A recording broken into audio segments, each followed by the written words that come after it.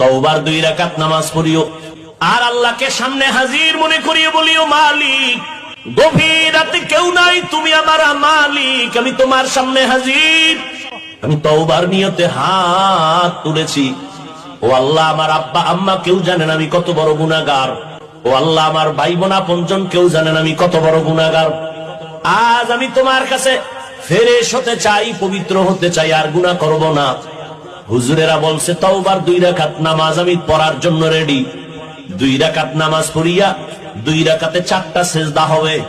সেজদার মধ্যে যাইয়া প্রত্যেকটা সেজদায় এমনের নামাজের মতোই 2 রাকাত নামাজ, শুধু সেজদায় গিয়ে একটু ভিন্ন দোয়া। সেজদায় গিয়া প্রত্যেকটা সেজদায় তাসবিহ পড়ার পরে সুবহান রাব্বিয়াল আ'লা 3 বার পড়েন, আর 5 বার পড়েন, 7 বার পড়েন। এগুলোর পরে প্রত্যেকটা সেজদায় 3 বার হৃদয় তারে নরম করিয়া সেজদার হালাতে অন্তরের বুঝাইবেন, আমি জমিনে সেজদা করি নাই, আমি রহমানের কদমের উপরে সেজদা করেছি। এই বলিয়া অন্তরকে যত পারেন নত করে দুর্বল করে বলবেন, ইয়া রব্বি গফিরলি, ইয়া রব্বি গফিরলি, ইয়া রব্বি গফিরলি 3 বার, প্রত্যেক সেজদায় 3 বার। অর্থ কি? হে আমার রব, আমারে মাফ করে দাও।